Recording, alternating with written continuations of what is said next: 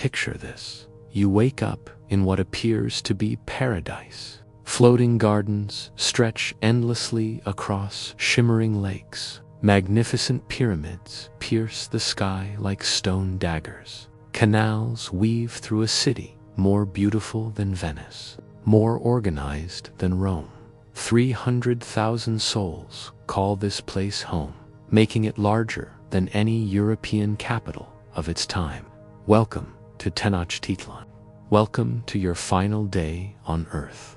Before we dive into this nightmare, I'm curious, where in the world are you listening to this story? Drop your location in the comments. And if you're enjoying these deep dives into history's darkest corners, consider subscribing. Trust me, you'll want to stay for what's coming next.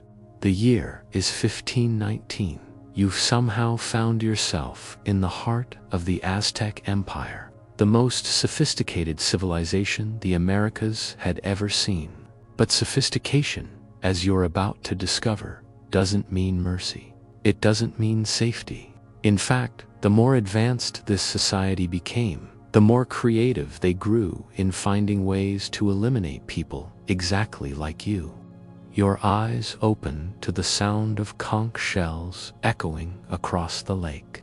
Dawn in Tenochtitlan begins not with gentle sunlight, but with the harsh reality of knowing exactly where you stand in a society designed to crush those at the bottom.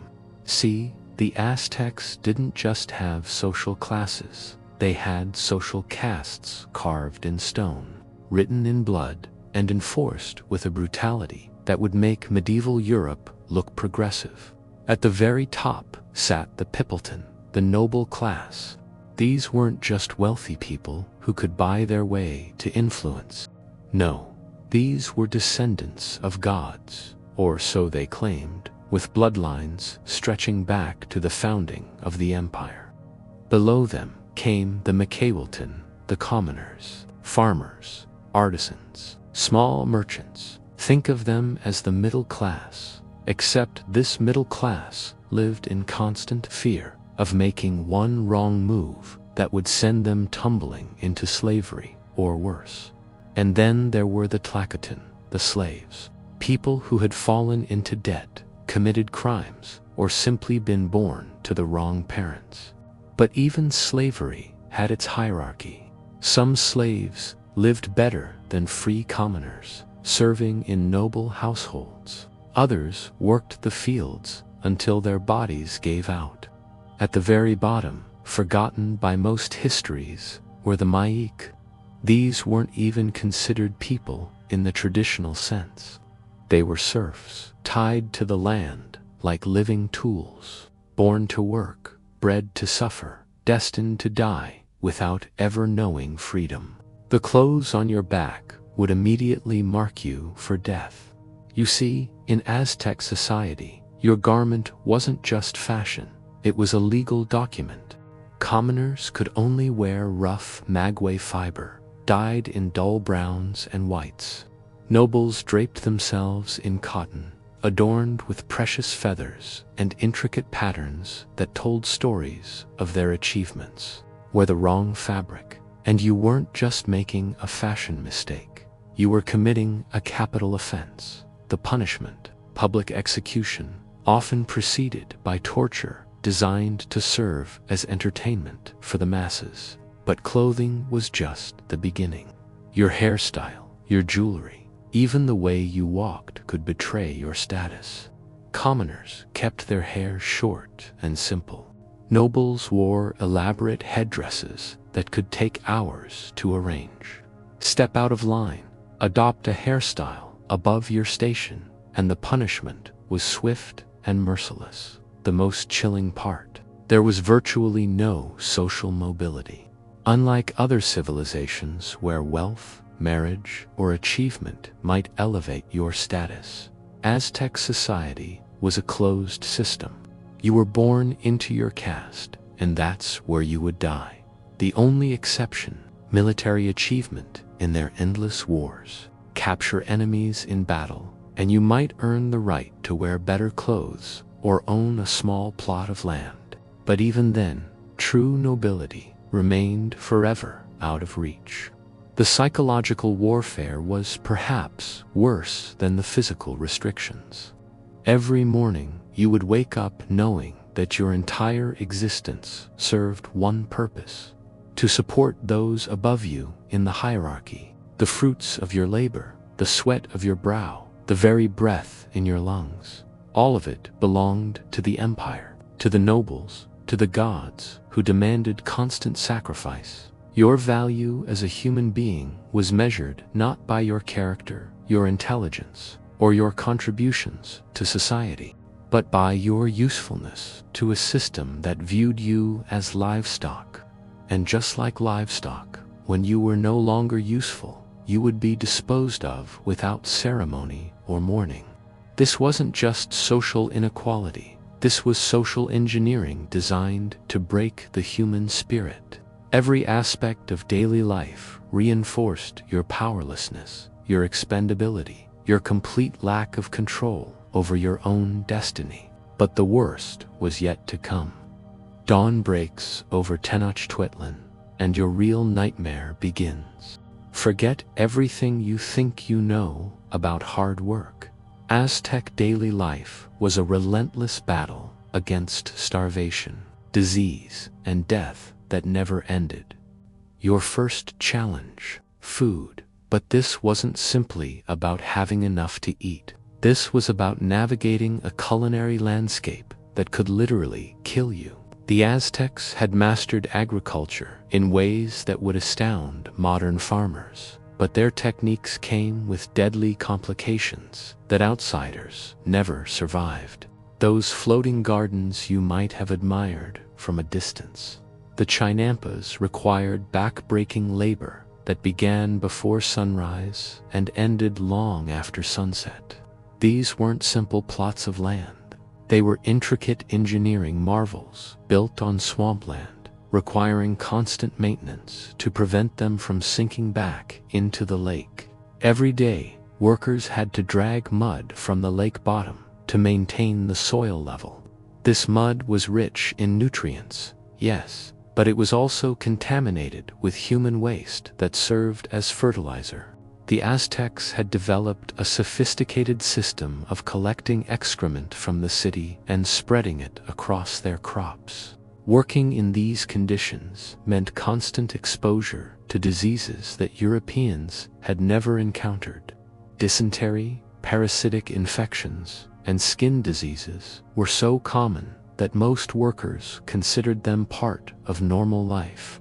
Your immune system, evolved in a completely different environment, would have no defenses against these local pathogens. But the physical labor was only part of the challenge.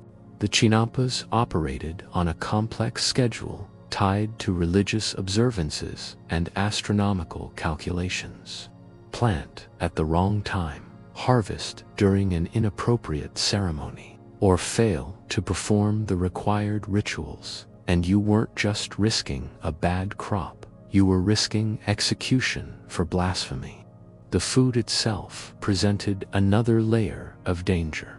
Maize was the staple crop, but it required specific preparation techniques to make it nutritionally complete. Get this wrong, and you'd develop pellagra, a devastating disease that causes dementia, diarrhea, and death. The Aztecs knew how to properly prepare their corn using lime, a technique that took generations to perfect. Outsiders invariably got it wrong. Then there were the more exotic elements of Aztec cuisine that would turn your stomach and potentially kill you. Ritual cannibalism wasn't just a religious practice, it was integrated into the food system. Certain cuts of human flesh were considered delicacies, served at festivals and important ceremonies. Refusing to participate wasn't an option. Showing disgust or hesitation would immediately mark you as an outsider, subject to suspicion and eventual sacrifice. The Aztecs also consumed insects, reptiles, and amphibians that contained toxins deadly to those not adapted to them. What seemed like readily available protein could cause paralysis, hallucinations, or death within hours. Water presented its own set of challenges. While the Aztecs had impressive aqueduct systems bringing fresh water from mountain springs, the water still required careful treatment. They used specific clay vessels and filtration techniques passed down through generations. Drink untreated water, and you'd be dead from waterborne diseases within days. Housing offered no respite from these daily dangers. Common dwellings were constructed from materials that required constant maintenance and replacement. Adobe walls dissolved in the frequent rains. Thatched roofs harbored insects, rodents, and occasionally snakes. The structures were built close together, meaning that fires spread rapidly through entire neighborhoods. Privacy didn't exist. Extended families lived in single-room structures, sometimes housing 15 or 20 people. Personal space was a foreign concept. This overcrowding meant that diseases spread like wildfire, and tensions between family members could explode into violence with deadly consequences. Sanitation was primitive, despite the empire's impressive engineering achievements. Human waste was collected for agricultural use, but the collection and transport systems meant that entire neighborhoods reeked of excrement. The smell was so overwhelming that it caused nausea and respiratory problems for those not accustomed to it. Personal hygiene followed strict religious protocols that could get you killed if performed incorrectly. Bathing wasn't just about cleanliness. It was a ritual act with specific requirements about water temperature, timing, and accompanying prayers. Miss a step in the process, and you could be accused of offending the gods. The workday itself was structured around religious observances that interrupted productivity and extended labor far into the night. You couldn't simply work hard and go home. Every task had to be performed with proper ritual acknowledgement of the gods. Every tool had to be blessed. Every harvest had to be dedicated with appropriate ceremonies. Fail to observe these requirements, and your neighbors would report you to the authorities. In Aztec society, everyone was watching everyone else for signs of improper behavior, improper attitudes, or insufficient devotion to the empire's complex religious requirements. The physical demands alone would have broken most people. But the psychological pressure of constant surveillance and the ever-present threat of religious prosecution made every moment a test of survival. And this was just an ordinary day. The sun reaches its zenith over Tenochtitlan, and you realize that every moment of your existence is dictated by gods who demand blood, compliance, and ultimately your life. Religion in the Aztec Empire wasn't something you practiced once a week or during special occasions. It was a suffocating blanket that covered every breath, every thought, every action, from the moment you woke until the moment you died. And for most people, that death came much sooner than they hoped. The Aztec calendar wasn't just a way to track time. It was a complex, religious computer that determined whether you lived or died on any given day. They operated two separate calendar systems simultaneously: the Tonalpahuli, a 260-day sacred calendar, and the Xiuhpohualli, a 365-day solar calendar. When these calendars intersected in certain combinations, the results could be catastrophic for ordinary people. Some days were considered so unlucky that simply being born on them marked you for eventual sacrifice. Children born on these days were often killed immediately, or, if allowed to live, were marked for future ritual elimination. The calendar determined when you could plant crops, when you could marry, when you could travel, and when you had to hide indoors to avoid attracting the attention of malevolent gods. But it was the festival calendar that turned daily life into a constant horror show. The Aztecs celebrated 18 major festivals throughout the year, each requiring increasingly elaborate sacrifices. These weren't distant ceremonies that you could ignore. They were community events that demanded participation from everyone. During the festival of Tlaquetzalcoatlistli, honoring the god Totec, priests would flay victims alive and wear their skin like clothing. The entire community was expected to attend, to cheer, to demonstrate their devotion to the gods. Show any sign of discomfort, any hint of revulsion, and you would be marked for future sacrifice yourself. The festival of Tenochtitlan required the sacrifice of a young man who had been treated like a god for an entire year. This victim was given every luxury, every pleasure, every comfort imaginable, before being marched up the pyramid steps to have his heart ripped from his chest. The entire population was required to participate in the year-long veneration of this doomed individual. During Atlacawalo, children were sacrificed to the rain god Tle.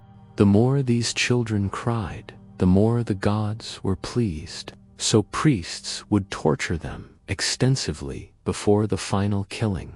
Parents were expected to offer their own children for these ceremonies, and refusing was considered an act of treason against the empire. The psychological torture of these religious requirements cannot be overstated. You lived every day knowing that you, your family members, your friends, and your neighbors could be selected for sacrifice at any time. The selection process often appeared random to outsiders, but it followed complex religious calculations that took into account your birth date, your social status, your recent behavior, and even your physical appearance. Priests held absolute power in determining who lived and who died. They were the interpreters of divine will, the arbiters of religious law, and the executioners of sacred justice. Cross a priest, question a religious teaching, or fail to demonstrate sufficient enthusiasm during ceremonies, and your fate was sealed. The gods themselves were terrifying entities that demanded constant appeasement. Huitzilopochtli, the god of war and the sun, required daily feeding with human blood to ensure that the sun would rise the next morning. This wasn't metaphorical. The Aztecs genuinely believed that without regular human sacrifice, the universe would end. Tezcatlipoca, the god of night and conflict, was known for his arbitrary cruelty and unpredictable demands. Tloki, the rain god, drowned his victims in sacred pools. Ixoaquetzal, the goddess of love and fertility, demanded the sacrifice of young women whose hearts were cut out while they were still alive. But perhaps most terrifying was the practice of auto-sacrifice, the requirement that ordinary citizens regularly shed their own blood to demonstrate devotion. This involved piercing your earlobes, tongue, genitals, and other body parts with thorns or obsidian blades. The blood was collected on paper that was then burned as an offering to the gods. Fail to perform these auto-sacrificial rites with sufficient frequency and enthusiasm, and you would be suspected of insufficient religious devotion. This could lead to public accusations, trials by ordeal, and eventual execution. The religious surveillance system was comprehensive and inescapable. Every neighborhood had informants who reported on their neighbors' religious observances. Every workplace had supervisors who monitored workers for signs of religious doubt or improper behavior. Even within families, children were encouraged to report on parents who showed insufficient devotion to the gods. Religious law superseded all other forms of justice. Commit a crime, and you might face human punishment. Commit a religious offense, and you faced divine retribution administered by priests who considered themselves instruments of the God's will. The most insidious aspect of this religious system was how it convinced people to participate in their own oppression. Citizens were taught from birth that their suffering was necessary, that their potential sacrifice was an honor, and that questioning the system was equivalent to questioning the fundamental order of the universe. You weren't just trapped in a political system, you were trapped in a cosmic order, where your death was not only acceptable but necessary for the continued existence of all life. This religious prison had no walls, no guards, and no possibility of escape. It existed entirely in the minds of its victims, who had been so thoroughly indoctrinated that they couldn't imagine any other way of living. But the gods were always hungry, and they were never satisfied. The afternoon markets of Tlatelolco come alive with a sinister energy that would chill you to the bone. 60,000 people crowd into this commercial heart of the empire. But this isn't just trade. This is economic warfare, where your survival depends on understanding rules that could change without warning. The Aztec economy operated on principles that would seem alien and terrifying to outsiders. Forget everything you know about fair trade, consumer protection, or economic rights. This was a system designed to extract maximum value from human labor, while maintaining absolute control over who lived and who died. The foundation of the entire economy rested on tribute, a sophisticated extortion system that kept conquered peoples in a state of perpetual economic terror. Every province of the empire had to deliver specific quantities of goods to Tenochtitlan on a precise schedule. Miss a delivery, deliver inferior quality goods, or fall short of the required quantities, and entire communities faced collective punishment that could include mass execution.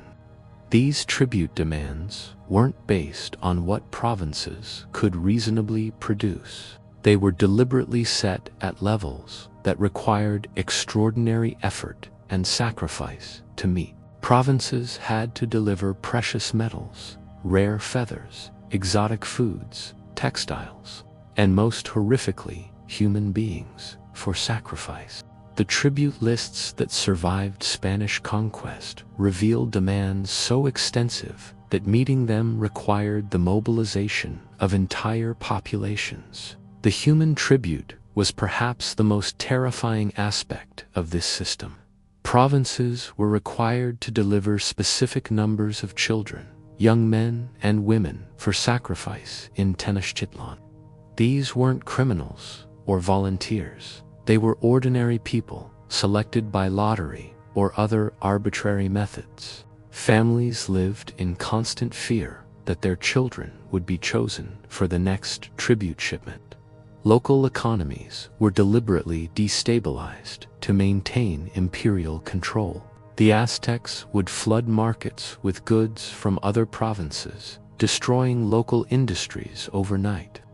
They would suddenly increase tribute demands, forcing communities to abandon subsistence agriculture in favor of cash crops that left them vulnerable to famine. Currency itself was a weapon of control. The Aztecs used cacao beans, quills filled with gold dust, and pieces of jade as money. These currencies were easily manipulated by imperial authorities who could flood or restrict supply to create economic chaos in rebellious provinces. The famous markets of Tenochtitlan were showcases of imperial power, but they were also death traps for the unwary. Goods from across the known world were available for purchase, but the rules governing these transactions were complex, arbitrary, and deadly. Merchants operated under strict regulations that could result in execution for violations. Sell goods above the approved price and you faced death. Sell goods below the approved price and undercut competitors and you faced death. Fail to pay the appropriate taxes and fees and you faced death. The profit margins for legitimate trade were so thin that most merchants survived only by engaging in various forms of smuggling or black market activity. The Pochteca, the professional merchant class, operated under special legal protections, but even they lived in constant danger. They served as spies and agents of the empire, gathering intelligence about distant provinces and potential conquest targets. This made them wealthy, but it also made them targets for assassination by enemies of the empire. Quality control in the markets was enforced through brutal public punishments. Sell spoiled food, and you might be force-fed your own contaminated goods until you died. Sell counterfeit jewelry, and you could be buried alive. Shortchange a customer, and you might have your hands cut off and be left to bleed to death in the marketplace. The scale of some transactions was staggering and terrifying. During major festivals, the markets would sell thousands of human victims for private sacrifice ceremonies. Wealthy families would purchase slaves specifically to kill them during religious observances, and the market developed sophisticated systems for grading human victims based on their age, health, and physical appearance. Labor relations were governed by a system that made modern worker exploitation look benevolent. Employers had the legal right to sell employees into slavery for infractions as minor as arriving late for work or questioning orders. Workers had no recourse for unfair treatment, unsafe working conditions, or unpaid wages. The construction industry, which built the magnificent pyramids and palaces that impressed Spanish conquistadors, operated on a foundation of forced labor that killed thousands of workers annually. Workers were expected to supply their own tools, their own food, and even their own burial arrangements when they inevitably died on the job. Agricultural workers faced similar exploitation. The magnificent chinampas that fed the empire required constant maintenance that involved working in contaminated water, lifting heavy loads, and exposure to dangerous chemicals used in crop production. Workers who became too sick or injured to continue working were often killed, rather than being allowed to become burdens on their families or communities. But perhaps most terrifying was the economic surveillance system that monitored every transaction, every trade, and every exchange of goods or services. Imperial officials maintained detailed records of who bought what, who sold what, and who was accumulating wealth that might threaten imperial control. Become too successful as a merchant or artisan, and you risked being accused of plotting against the empire. Your wealth could be confiscated, your family enslaved, and you yourself sacrificed as an example to others who might have ambitions beyond their station. The economy wasn't just a system for producing and distributing goods. It was a machine designed to crush human dignity, eliminate individual autonomy, and maintain absolute imperial control through economic terror. Every transaction was a potential death sentence. Every business relationship was a possible betrayal. Every economic success was a step closer to attracting the deadly attention of imperial authorities. This wasn't capitalism, socialism, or any other economic system you might recognize. This was economic totalitarianism designed to ensure that wealth, power, and ultimately life itself remained under the absolute control of the imperial hierarchy. And the most successful participants in this system were those who learned to profit from other people's terror. Evening shadows lengthen across Tenochtitlan as the day's court sessions conclude.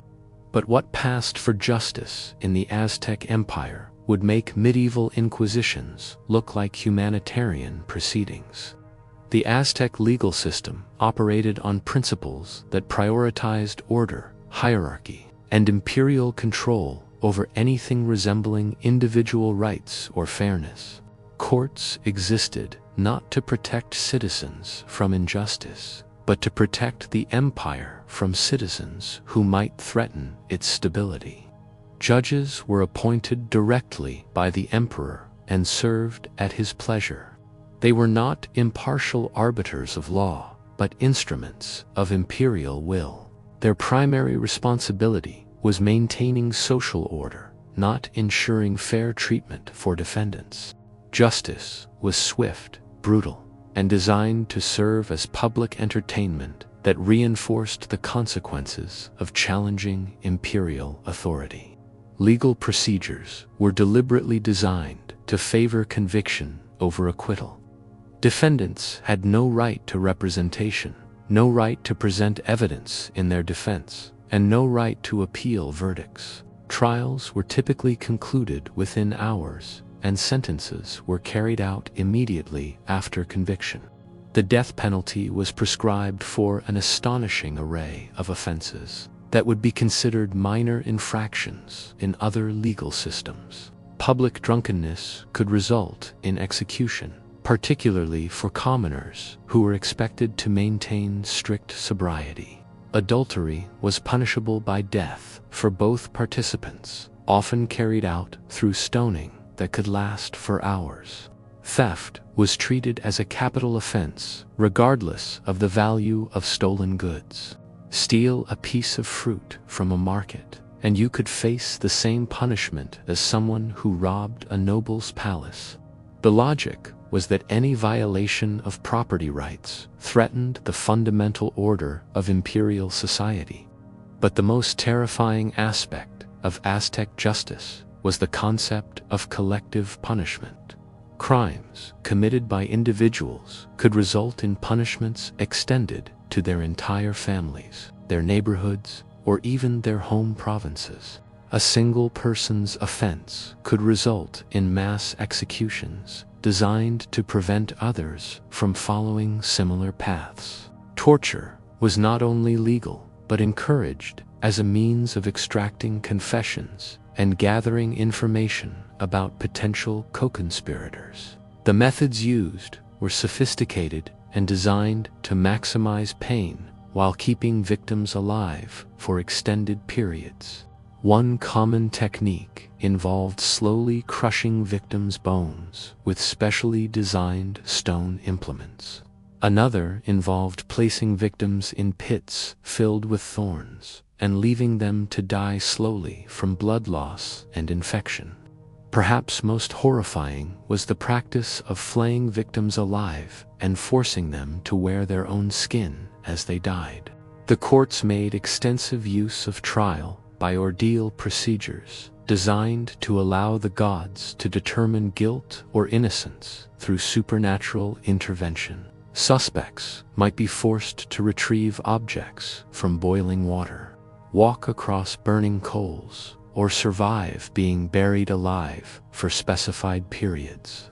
These ordeals were designed to be nearly impossible to survive, meaning that most defendants died during the trial process, regardless of their actual guilt or innocence. The few who survived were often so severely injured that they died shortly afterward from their wounds. Testimony from different social classes carried vastly different weight in legal proceedings. The word of a noble could convict a dozen commoners, while the testimony of commoners was often dismissed entirely when it contradicted statements from their social superiors. Women had virtually no legal standing and were typically treated as property of their male relatives. Female defendants accused of serious crimes were often sexually assaulted as part of their punishment. and female witnesses could be discredited simply on the basis of their gender. Children could be held legally responsible for their parents' crimes and executed alongside them. The logic was that criminal behavior was hereditary and that eliminating entire family lines was necessary to prevent future offenses. The legal system made extensive use of slavery as punishment for minor offenses. Defendants who couldn't pay fines were automatically enslaved along with their families. This created a vicious cycle where poverty became a crime that generated more poverty through the enslavement of entire households. Debtors faced particularly harsh treatment. Failure to repay loans could result not only in enslavement, but in being sold to creditors, who could literally work debtors to death without legal consequences. The debt slavery system was so extensive that it created a permanent underclass of people trapped in cycles of forced labor. Religious offenses received the harshest punishments of all. Blasphemy, failure to participate in required ceremonies, or showing insufficient enthusiasm during religious observances could result in elaborate execution rituals that lasted for days. Victims of religious crimes were often tortured in ways specifically designed to honor the offended deities. Someone convicted of offending the rain god might be drowned slowly in specially constructed pools. Someone who offended the sun god might be burned alive in ceremonies timed to coincide with sunrise. The appeals process, when it existed at all, typically resulted in harsher rather than lighter sentences. Judges interpreted appeals as evidence that defendants were challenging imperial authority, and they often increased punishments to demonstrate their loyalty to the emperor. Perhaps most chilling was the practice of preventive justice, punishing people for crimes they might commit in the future. Individuals identified as potential threats to imperial stability could be executed before they actually committed any offenses. This system relied heavily on informants who were rewarded for reporting suspicious behavior, inappropriate attitudes, or subversive conversations. Neighbors, co-workers, and even family members were encouraged to spy on each other and report anything that might indicate future criminal behavior. The result was a society where everyone lived in constant fear of legal persecution, not just for their actions, but for their thoughts, their associations, and their potential future behavior. Justice wasn't about punishment fitting crimes. It was about maintaining terror that prevented crimes from being committed in the first place. But the most terrifying aspect of Aztec justice was its efficiency. The system processed enormous numbers of cases with ruthless speed, ensuring that examples were made quickly and publicly to maintain the atmosphere of fear that kept the empire stable.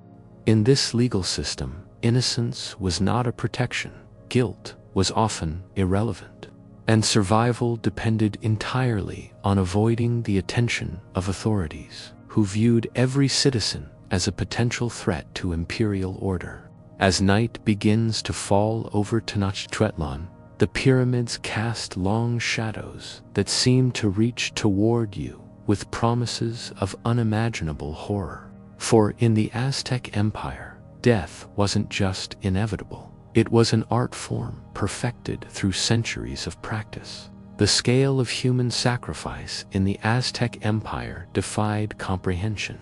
Conservative estimates suggest that between 3,000 and 4,000 people were sacrificed annually in Tenochtitlan alone. But during major ceremonies, those numbers could multiply dramatically. When Aztec dedicated the renovated Templo Mayor in 1487, historical accounts claim that over 80,000 prisoners were sacrificed over 4 days. To put this in perspective, that's roughly one person killed every 4 seconds, around the clock, for 4 straight days. The logistics alone were staggering. The coordination required to capture, transport, house, and systematically execute that many human beings represented a level of organizational efficiency that rivaled modern industrial operations. But raw numbers don't capture the true horror of what happened on those pyramid steps. The Aztecs didn't simply kill people. They transformed death into elaborate, theatrical performances designed to honor their gods while terrorizing anyone who might oppose imperial authority. The most common method was cardiectomy, the removal of a beating heart from a living victim. But this clinical description fails to convey the brutal reality of the procedure. Victims were dragged up steep pyramid steps by priests whose bodies were permanently stained black with dried blood. At the summit, they were bent backward over a curved stone altar designed to thrust their chests skyward and stretch their rib cages to the breaking point. 4 priests would hold the victim's limbs, while a 5th used an obsidian blade to slice through flesh and bone with surgical precision. The goal wasn't quick death. It was to remove the heart while it was still beating, still pumping blood that would spray across the altar and down the pyramid steps in fountains of crimson. The heart was then held aloft for the crowd to see before being placed in a special receptacle called a queoxacali, an eagle vessel, where it would continue beating for several more seconds as the life drained out of it. The body was then hurled down the pyramid steps, bouncing off stone edges designed to maximize the visual impact of the descent. But cardiectomy was just one option in a vast repertoire of sacrificial techniques. During the festival of Shumal Pili, the new fire ceremony held every 52 years, victims were tied to wooden frameworks and slowly burned alive while conscious. The ceremony was timed so that the victim's final screams would coincide with the moment when priests lit the new fire that would supposedly sustain the universe for another 52 years. Drowning sacrifices honored Tlaloc, the rain god, but these weren't quick deaths by submersion. Victims were weighted down and lowered slowly into sacred pools, their heads kept just above water for extended periods before final submersion. The longer they took to die, the more pleased the rain god was believed to be with the offering. The festival of Tlaquexipializli featured flaying sacrifices where victims were skinned alive with obsidian blades, sharp enough to remove skin in single continuous pieces. Priests would then wear these human skins for 20 days, while the flesh rotted and peeled off their bodies. The symbolism represented the renewal of vegetation in spring. But the reality was priests walking through the city wearing the decomposing skin of murder victims. Child sacrifice was particularly horrific because it was based on the belief that the tears of victims made the offerings more valuable to the gods. Children selected for sacrifice were often tortured for weeks before their deaths to ensure they would cry sufficiently during the final ceremony. Parents were sometimes forced to watch these prolonged torture sessions as part of the religious observance. The selection process for sacrifice victims was arbitrary and terrifying. Prisoners of war formed the largest category, but the empire's constant need for victims meant that slaves, criminals, and even volunteer citizens were regularly selected for death. Some people volunteered for sacrifice, believing it would guarantee them a glorious afterlife. But many others were simply designated by priests who needed to meet quotas for upcoming ceremonies. Perhaps most chilling was the practice of grooming sacrifice victims for months or even years before their deaths. The Xiptla individuals, chosen to impersonate specific gods, were treated like royalty for extended periods before being killed. They received the finest food, the most beautiful clothing, the most luxurious accommodations, and the most desirable sexual partners. This wasn't kindness. It was psychological torture, designed to make the eventual sacrifice more meaningful to the gods, and more devastating to the victims. Imagine living in paradise for a year, knowing that every pleasure, every comfort, every moment of happiness was purchased with your future death. The cannibalism that followed many sacrifices wasn't random or chaotic. It was carefully organized according to strict protocols that determined who could eat which parts of the victims. The heart was reserved for priests. Limbs were distributed to nobles and successful warriors. Organs were fed to animals kept in the imperial zoo. Even the bones were processed into tools, musical instruments, and decorative objects. This systematic processing of human bodies created an entire industry around death. Specialized workers prepared corpses for consumption. Markets developed pricing systems for different body parts. Families would save money for months to purchase human flesh for special occasions. The psychological impact of these epidemics was perhaps even more devastating than the physical death toll. The Aztecs had built their entire worldview around the belief that proper religious observance could prevent cosmic catastrophe. They had sacrificed thousands of people annually to maintain the favor of their gods and ensure the continued existence of the universe. But now, despite centuries of faithful sacrifice, despite following every religious protocol with meticulous precision, their world was ending anyway. The gods they had fed with human hearts were allowing their people to die in numbers that made their most elaborate sacrifice. Ceremonies look insignificant by comparison. The Spanish conquest itself was almost anticlimactic compared to the devastation wrought by disease. When Court Urs and his approximately 600 men began their march toward Tenochtitlan, they were vastly outnumbered by an empire that could field armies of hundreds of thousands of warriors. Under normal circumstances, the Spanish would have been overwhelmed and sacrificed within days of setting foot on Aztec territory. But these weren't normal circumstances. The epidemic diseases had already begun their work, weakening Aztec military capabilities and creating chaos in the imperial command structure. More importantly, the Spanish quickly discovered that they could exploit the tribute system that had held the empire together for centuries. The provinces that had been forced to send human victims and precious goods to Tenochtitlan for generations saw the Spanish arrival as an opportunity for revenge.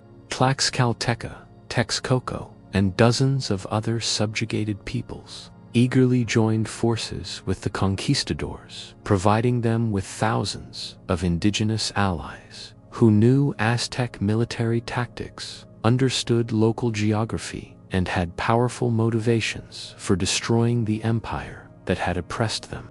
The siege of Tenochtitlan that began in 1521 was less a battle between Spanish and Aztec forces than it was a civil war where the Spanish served as catalysts for the empire's internal collapse. The city that had once been home to 300,000 people was gradually starved, poisoned, and systematically destroyed over a period of months. By the time the siege ended, the magnificent causeways that had connected the island city to the mainland were clogged with corpses. The canals that had served as transportation arteries were filled with human remains and debris. The pyramids that had dominated the skyline were demolished, stone by stone. Their blocks used to build Spanish colonial structures that would erase all traces of what had come before. The survivors of this catastrophe faced a fate that might have been worse than death. The Spanish colonial system that replaced Aztec rule maintained many of the same oppressive practices, while adding new forms of exploitation that the indigenous population had never experienced. The encomienda system granted Spanish colonists control over indigenous communities, allowing them to extract labor and tribute in ways that made Aztec oppression look benevolent by comparison. Indigenous people were forced to work in silver mines under conditions so deadly that most workers died within months of beginning their labor. The Catholic Church launched a systematic campaign to destroy all traces of Aztec religion and culture. Codices containing centuries of accumulated knowledge were burned in massive bonfires. Temples were demolished and churches built on their ruins. Indigenous people caught practicing traditional ceremonies were subjected to Inquisition trials that made Aztec justice look merciful. Perhaps most tragically, the Spanish actively promoted the narrative that they had liberated the indigenous peoples from a bloodthirsty and savage empire. This narrative served to justify continued colonial exploitation while obscuring the reality that Spanish rule was in many ways more brutal and extractive than what it had replaced. The environmental destruction that accompanied Spanish colonization completed the transformation of central Mexico from a sophisticated urban civilization into an extractive colonial economy. The chinampas that had fed hundreds of thousands of people were abandoned as Lake Texcoco was gradually drained. The complex agricultural systems that had sustained large populations for centuries were replaced with cattle ranching and mining operations that supported far fewer people at much lower standards of living. Within a generation, the most sophisticated civilization in the Americas had been not just conquered, but effectively erased. The survivors were scattered, their knowledge lost, their technologies abandoned, their social systems destroyed beyond recognition. The Spanish collected enormous quantities of gold and silver from Aztec treasuries, but they showed no interest in preserving the far more valuable intellectual and cultural achievements that had made the empire one of the most advanced societies in the world. Mathematical knowledge, astronomical observations, agricultural techniques, architectural innovations, and artistic traditions that had taken centuries to develop were lost forever. The irony is devastating. The Aztecs had spent centuries sacrificing human lives to prevent exactly this kind of cosmic catastrophe. They had built their entire civilization around the belief that proper religious observance could maintain the stability of the universe and protect their people from destruction. In the end, their obsession with preventing apocalypse through human sacrifice made them vulnerable to a different kind of apocalypse that no amount of blood could have prevented. The gods they had fed so faithfully were powerless against microscopic pathogens and Spanish steel. The empire that had dominated Mesoamerica for centuries vanished so completely that within a few decades, even the Spanish colonists had difficulty believing that such a sophisticated civilization had ever existed in the first place. And in the ruins of Tenochtitlan, where the pyramid steps had once run red with the blood of sacrifice victims, Spanish churches rose toward the sky in testimony to a different god, one whose hunger for souls was no less voracious than that of the deities he had replaced.